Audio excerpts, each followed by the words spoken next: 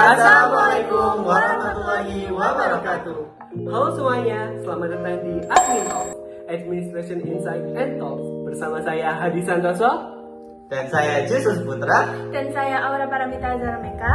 Jadi hari ini kita akan mengobrol mengenai topik pentingnya dalam etika administrasi publik, yaitu mengenai korupsi.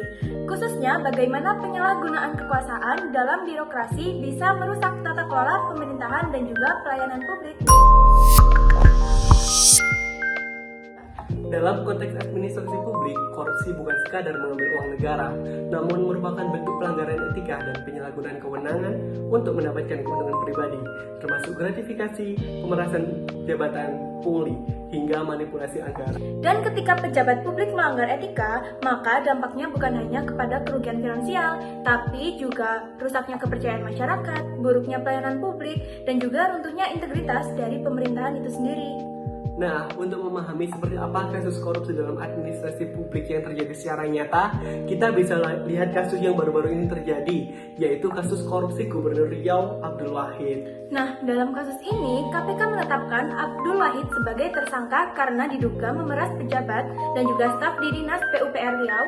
Ia meminta jatah preman berupa fee sekitar 7 miliar rupiah dengan ancaman pencopotan jabatan kalau tidak terpenuhi.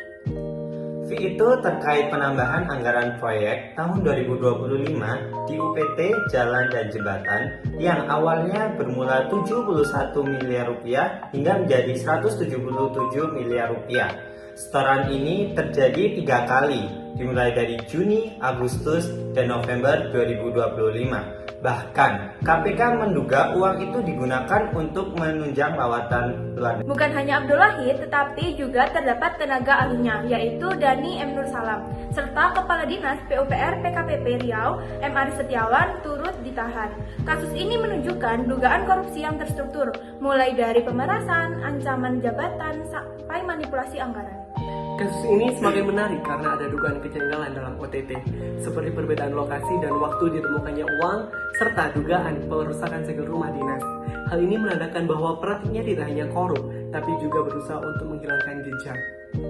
Nah, inilah gambaran nyata bagaimana korupsi di level pejabat daerah bisa menghisap dana publik melalui proyek fisik, dan bagaimana kekuasaan bisa dimanfaatkan untuk memeras bawahan. Kasus ini jadi sorotan besar dan memperkuat urgensi etika dalam administrasi publik. Jadi, melihat dari kasus ini, penting banget nih kita sebagai mahasiswa administrasi publik untuk menegakkan prinsip etika publik seperti integritas, akuntabilitas, transparansi, dan juga keadilan. Karena nantinya kita juga akan menjadi pejabat publik yang harus menjalankan amanah, bukan hanya menjadikan jabatan sebagai alat memaksa bawahan.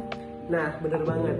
Namun, selain nilai etika, sistem juga harus diperkuat seperti pengawasan anggaran, mekanisme audit, transparansi proses perencanaan proyek, sampai perlindungan untuk pelapor pelanggaran. Dan tentu saja, pendidikan anti korupsi harus terus ditanamkan sejak bangku kuliah hingga birokrasi. Karena pencegahan korupsi dimulai dari karakter dan budaya organisasi yang sehat. Itulah pembahasan kita hari ini di Admin Talks. Kasus Gubernur Riau menunjukkan bagaimana penyalahgunaan wewenang bisa merusak tata kelola publik. Nah, tetapi dengan adanya penguatan etika dan juga sistem yang transparan, kita bisa mendorong birokrasi yang lebih bersih untuk masa depan nantinya. Terima kasih sudah mendengar Admin Talks. Sampai jumpa di episode berikutnya. Wassalamualaikum warahmatullahi wabarakatuh.